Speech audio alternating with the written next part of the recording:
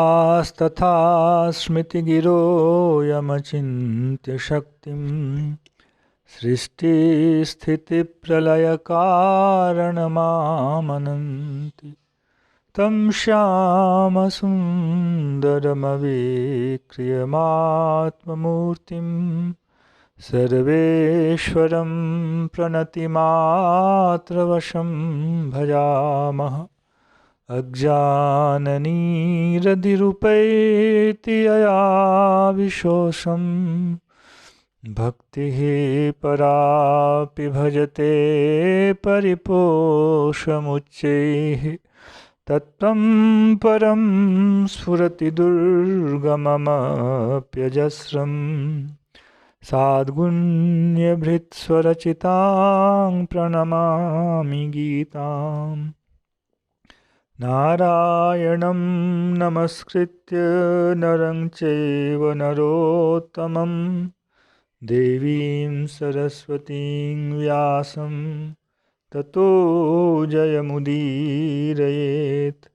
हरे कृष्ण कृष्ण कृष्ण हरे हरे, हरे राम राम राम हरे हरे। गीता मंजरी का यह 163वां अंक है। विगत अंक में हम लोगों ने ज्ञान योग और कर्मयोगों के उपसंहार के बाद भगवान ने यह कहा कि जो श्रद्धावान होकर मेरे इस मत का अनुसरण करते हैं और इसमें कोई दोष दर्शन नहीं करते हैं, वे भी कर्म से मुक्त हो जाते हैं। फिर उन्होंने कहा जबरदस्ती का निग्रह, कोई ज्ञानी का ढोंग करना चाहे और बाहर से इंद्रियों का संयम दिखाए, पर उसका जो स्वभाव है उस स्वभाव को तो वह नहीं रोक सकता है, इसलिए वैसा नहीं करना चाहिए।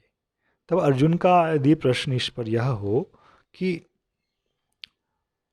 तो फिर स्वभाव ही बलवान है, तो स्वभाव के हिसाब से सब कुछ होना चाहिए, तो शास्त्र की व्यर्थता सिद्ध हो जाती है। तो भगवान कह रहे नहीं, मंगल पे के पथ पर चलने वाले के लिए शास्त्र व्यर्थ नहीं है।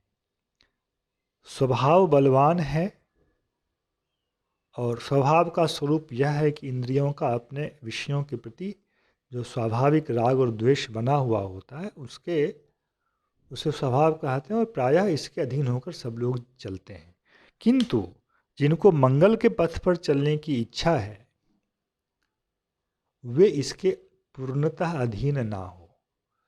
झटके से पूर्ण रूप से मुक्त भी नहीं हो सकते, पर पूर्णतः अधीन भी ना हो। यदि पूर्णतः अधीन हो गए तो फिर वो शास्त्र की बातों को ही नहीं मानेगा। तो इसका संबंध 2:31 में जो श्रद्धावंतो न श्रूयन्तु है, इससे भी श्रद्धावान व्यक्ति इस विषय को स्वीकार करेगा कि मैं कर्म से बंधा हुआ हूँ, इसलिए शास्त्र जिस प्रकार का आदेश हमारे लिए देता है उस हिसाब से ही हमें करना है। यह वह दोष दर्शन रहित उसकी स्थिति है। किंतु जो दोष दर्शन वाला होगा, कौन सा कर्म, जन्म होते ही सब समान है, कौन सा कर्म? शास्त्र बोलता है जन्म से कोई समान नहीं है, किसी किसी प्रकार का वर्गीकरण है, किसी किसी आधार पर। जन्म से एक भी व्यक्ति संसार में समान नहीं है जन्मतः। क्यों नहीं है? क्योंकि सबके कर्म अलग अलग हैं। उस कर्म से वह बंधा हुआ है, कर्म से बंध करके ही उसका स्वभाव भी बना है, उस कर्म के अनुसार ही उसको जन्म भी मिला है। यह सब कर्म का बंधन है और इससे हमें मुक्त होना है। तो बोलेगा कौन सा कर्म, कौन से कर्म का बंधन, कौन से कर्म की मुक्ति? उसके लिए फिर इंद्रियों का निग्रह, इंद्रियों को रोकना, राग द्वेष जो विषयों में है उससे बचना, इस सब की क्या आवश्यकता है? तो यह दोष दर्शन करने वाला कहलाएगा। तो इसका संबंध वहाँ से ये अनुसूयंतो जो भगवान ने 2:31 में कहा था उससे भी है। इसके वश में नहीं आना चाहिए। शास्त्र जैसा कहता है अलौकिक विषय के संबंध में, उसके प्रति श्रद्धा रखते हुए हमें आगे चलना चाहिए मंगल के पथ पर। जो ऐसा नहीं हो तो अंधकार के पथ पर चल रहे हैं, उनको अंधकार के पथ पर चलने दें, किंतु वेद की आज्ञा है तमशो माँ ज्योतिर्गमय, अंधकार में मत चलो, प्रकाश के मार्ग पर चलो। और ज्ञान का मार्ग प्रकाश का मार्ग है, हमें वहाँ जाना है जो शुद्ध स्थिति हमारी है। अब अगला श्लोक भगवान 3:35 कह रहे हैं, जो अपने आप में ठीक से अर्थ समझ नहीं पाने के कारण लोगों ने विवादास्पद बना दिया।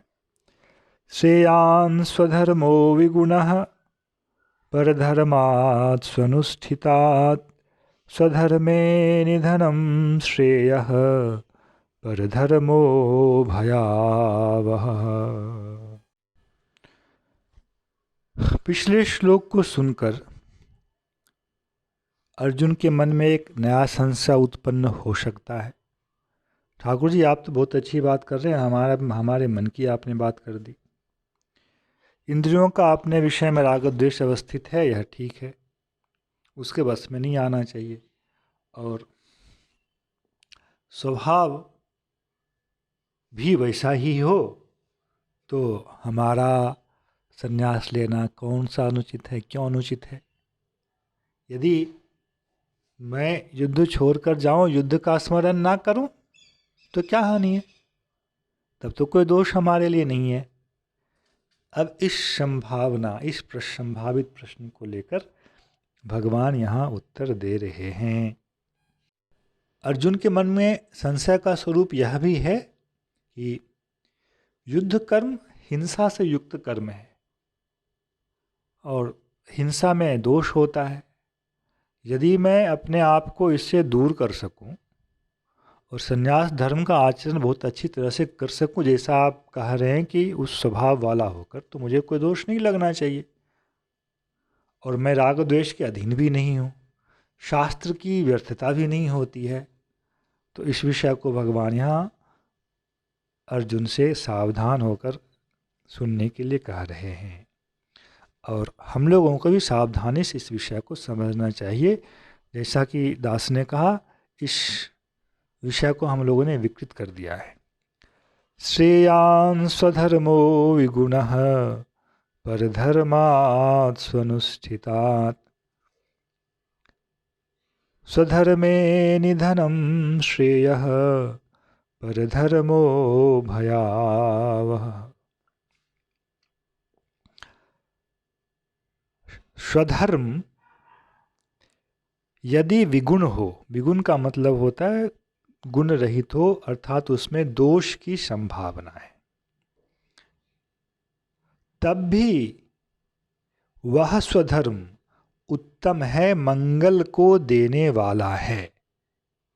उसकी तुलना में जो कि स्वधर्म नहीं है, परधर्म है, और उसका हमने बहुत अच्छी तरह से आचरण कर लिया। जैसे अर्जुन के प्रसंग से जोड़ कर देखें, अर्जुन युद्ध ना करे और वे संन्यास ले लें और संन्यास धर्म का बहुत उत्तम रीति से पालन कर पाएं, जहाँ की कोई भी त्रुटि ना हो, तब भी भगवान कह रहे हैं, अर्जुन इस प्रकार का संन्यास ग्रहण करना तुम्हारे लिए परधर्म है, योग्यता होने पर भी तुम्हारे लिए परधर्म है। दो विषय आगे, अपने धर्म में दोष होने पर भी, जैसे युद्ध कर्म में दोष है, हिंसा तो होती ही है, फिर ऊपर से है गुरुजन इत्यादि की हिंसा, वो तो फिर नीम पर करेला हो गया।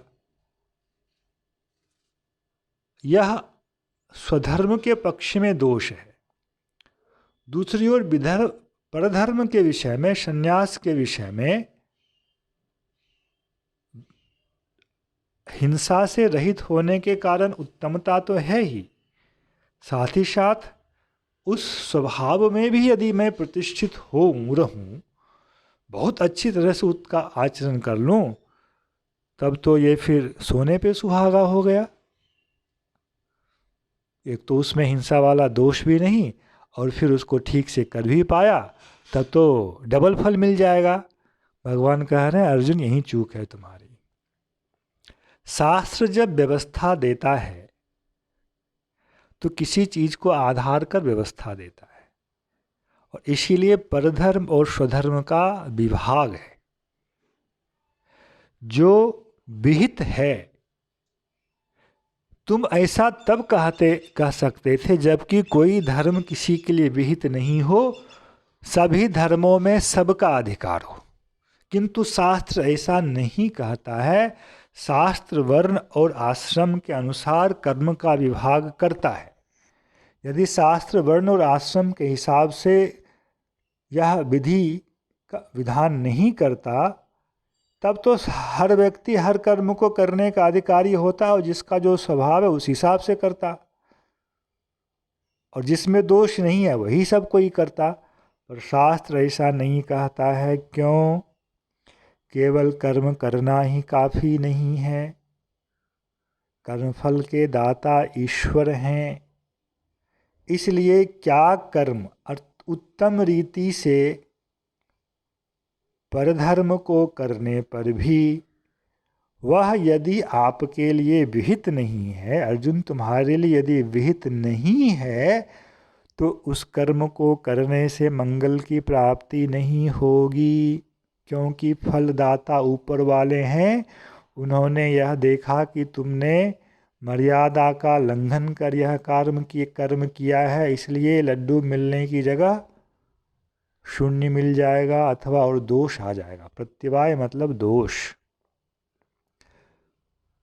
जिस प्रकार का कर्म अपने लिए विहित होता है वह स्वधर्म है।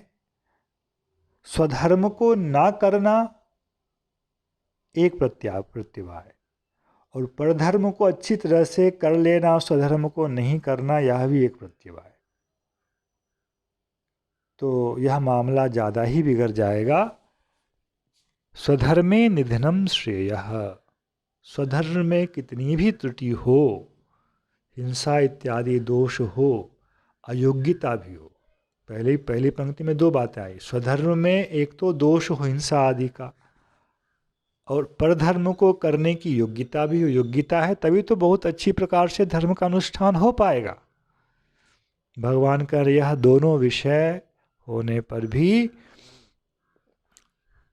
अयोग्य होकर अपने दोष युक्त स्वधर्म में प्रतिष्ठित रहकर स्वधर्म का पालन करते हुए मर जाना ही उत्तम फल लेकर आता है, ना कि परधर्म का आचरण करने से उत्तम फल मिलता है। अर्थात हम मन से सोच लें कि मैं ऐसा कर सकता हूँ इसलिए मुझे ऐसा कर लेना चाहिए, इस भावना से यदि हम कर्म करेंगे क्योंकि मेरे अंदर करने की योग्यता है, तब वह फिर सीमा का अतिक्रमण होने के कारण हमारे लिए मंगल लेकर नहीं आता है, अमंगल लेकर आता है। परधर्मः भयावह स्वधर्मे निधनम श्रेयः। अयोग्य होकर हिंसा इत्यादि दोषों से युक्त अपने स्वधर्म में रहकर मर जाना ही मंगलकर है। दूसरी ओर बहुत अच्छी प्रकार से परधर्म का पालन कर लेना भी हमारे लिए मंगल का कारण नहीं है, क्योंकि वह हमारे लिए प्रत्यवाय लेकर आएगा। ईश्वर देखने वाले हैं कि इसने मर्यादा का अतिक्रमण किया, इसलिए परधर्म भयावह होता है। यह विषय विवादास्पद। लोग बोलते हैं कि नहीं, जिसका जो स्वभाव है उस हिसाब से कर लेना चाहिए। नहीं, उस स्वभाव को उसी धर्म के अंतर्गत रखें। युधिष्ठिर महाराज क्षत्रिय थे, स्वभावतः वे परम ब्राह्मण थे, पर उन्होंने क्षत्रिय की मर्यादा का लंघन नहीं किया। यह हमारे सामने दृष्टांत है। इसके विपरीत बहुत अति किसी कारण से कहीं कहीं इसका अतिक्रमण देखा जाता है, उसको सामान्य विधि बनाकर प्रस्तुत करना सर्वथा अनुचित होता है। अन्यथा कोई भी व्यक्ति इस श्लोक की संगति नहीं लगा पाएगा कि क्यों स्वनुष्ठित सुंदर प्रकार से अनुष्ठित होने पर भी परधर्म हुआ ही कैसे पहली बार। यदि स्वभाव से ही वह ऐसा करने में समर्थ है, योग्य है, तो परधर्म कैसे हो गया। तो परधर्म होने का आधार कुछ और है। हमारा उस कर्म को करने की योग्यता मात्र जो है हमारा धर्म उसे नहीं बना देता है, स्वधर्म नहीं बना देता है। यह पिछले कर्मों के द्वारा नियत होता है। कर्म के द्वारा स्वभाव भी प्राप्त होता है और कर्म के द्वारा जन्म भी प्राप्त होता है। इसलिए कर्म द्वारा प्राप्त जन्म भी एक कारक होता है। उसके अनुसार प्राथमिक दृष्टि से व्यक्ति जन्म को ही देखता है ना, बाकी आपके स्वभाव को समझना परखना ज़्यादा दूर की बात है, और यह परिवर्तित भी होता रहता है। किंतु जन्म जो है वही किसी भी व्यक्ति के पिछले कर्म का प्राथमिक परिचय है। स्वभाव प्राथमिक परिचय नहीं है। स्वभाव तो अवस्था के अनुसार बदलता चला जाता है। इसलिए सनातन धर्म में वर्ण और आश्रम की व्यवस्था है। युधिष्ठिर महाराज जैसे परम ब्राह्मण स्वभाव से संपन्न होने पर भी स्वधर्म के रूप में उन्होंने जो युद्ध कर्म क्षत्रिय धर्म का निर्वाह विहित था, इसका ही उन्होंने आचरण किया। इसके विपरीत आचार्य लोग उदाहरण देते हैं, परशुराम जी हैं, ब्राह्मण होकर क्षत्रिय कर्म जैसा कर्म किया। वे लोग अत्यंत ऊपर के महापुरुष हैं, भगवत अवतार हैं। उनके विषय में उनको प्रमाण के रूप में यहाँ उपस्थित करना वह ज़्यादा अच्छा नहीं है। बाकी अश्वत्थामा, द्रोणाचार्य इत्यादि उस स्तर के नहीं होने के कारण युद्ध कर्म में लग्न हुए, तो इस कहीं उनकी इसके लिए प्रशंसा नहीं। युद्ध कर्म उनका स्वधर्म नहीं है, उन्होंने किया, पर इसके लिए कहीं आचार्यों ने प्रशंसा थोड़ी कि उन्होंने बहुत अच्छा कर दिया। प्रशंसा नहीं है, निंदा ही सुनी जाती है। इसलिए स्वधर्म का पालन एक निष्ठ होकर करना चाहिए। यह कर्म मार्ग की व्यवस्था है। जो कुछ भी हमने सुना भी कर्म और ज्ञान के सापेक्ष सुना। और भी विषय हैं, भक्ति का विषय यहाँ भी नहीं चल रहा है, आप लोग ध्यान रखेंगे। भक्ति का विषय, उसका आचरण, उसकी मर्यादा वह सर्वथा अलग है। यहाँ जो कुछ भी चल रहा है कर्म क्षेत्र और ज्ञान क्षेत्र के सापेक्ष चल रहा है। और कर्म क्षेत्र में जो है कर्म करने का जो अधिकार है, जो स्वधर्म जिसे कहा गया है, वह जन्मना विहित होता है। यही शास्त्रकारों की मान्यता है। जय श्री कृष्ण। हरे कृष्ण कृष्ण कृष्ण हरे हरे, हरे राम राम राम हरे हरे।